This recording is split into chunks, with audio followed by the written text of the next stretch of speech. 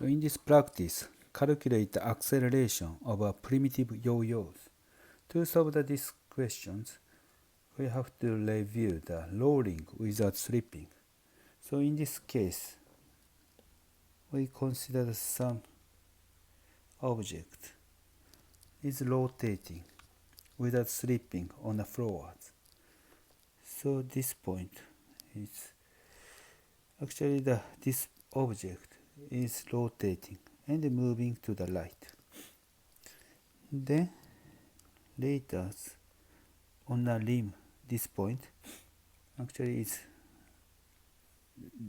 is coming to the floors, this point. Then you can find out distance between the contact point to this one using the theta, this theta. If we know the radius of the circle is r, this length section of the circumference is expressed r theta. So this means this distance is exactly same, r theta. Actually, this is exactly same with the distance for the center of mass is moving. This is r theta.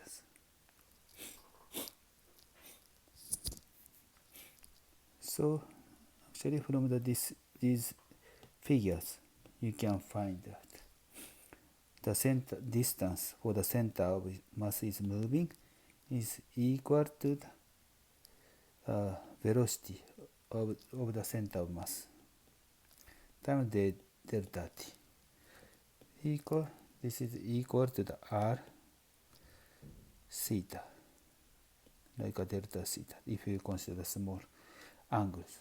Instead of thetas, we use a delta theta. Then from these equations, you can find the velocity of the center of mass is expressed r times delta theta over delta t. So this is equal to r omega. So velocity of the center of mass is related rotational speed of omegas. By finding the one more derivatives, you can find the accelerations of the center of mass is dv center of mass dt.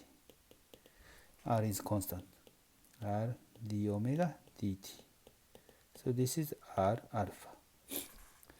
So we have a really important equations. In these cases, we don't consider the slipping. Always keep rolling. In these situations, acceleration is related angular acceleration. A equal alpha times r. And then to solve today's questions, this question, we'd like to use this equation. Now go back to the equations of the primitive yo-yos. So it's better to draw the figures, primitive yo-yo. Then free body diagrams. Then we'd like to draw the forces acting on this object. mg is a gravitational force, and the tension force is acting. Then this yo-yo is falling with the acceleration a. Then this yo-yo is rotating with the acceleration, angular acceleration of the alpha. Then we could write down the equation motions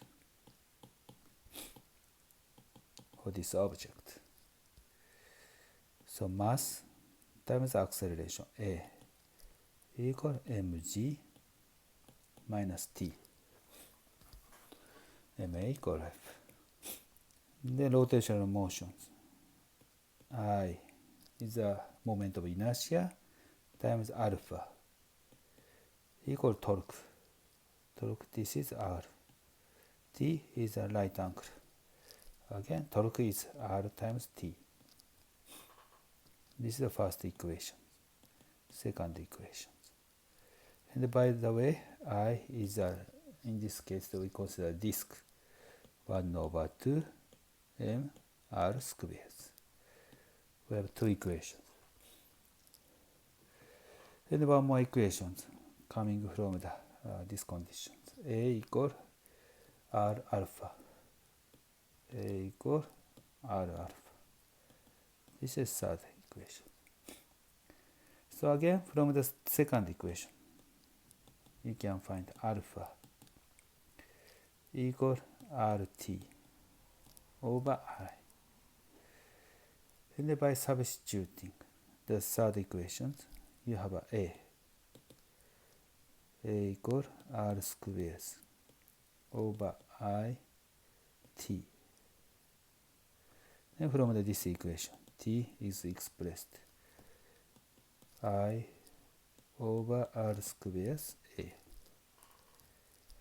So you have equation 4. Then you can substitute the equation 4 to the equation 1. So this expression is here. Then you will get m plus I over r squares a equal mg. The I is coming from here. Substitute here. 1 over 2 m r squares. Then you can find the 2 over 3g. This is the acceleration of the primitive yo-yos. So this is very interesting, actually independent of radius of a yo-yos. If you consider really small yo-yo or large yo-yo, it doesn't matter. All the yo-yo is falling with the same accelerations. And also independent of mass. So if you consider really heavy yo-yo or less heavy yo-yo, it doesn't matter. All the primitive yo-yo have the same falling acceleration.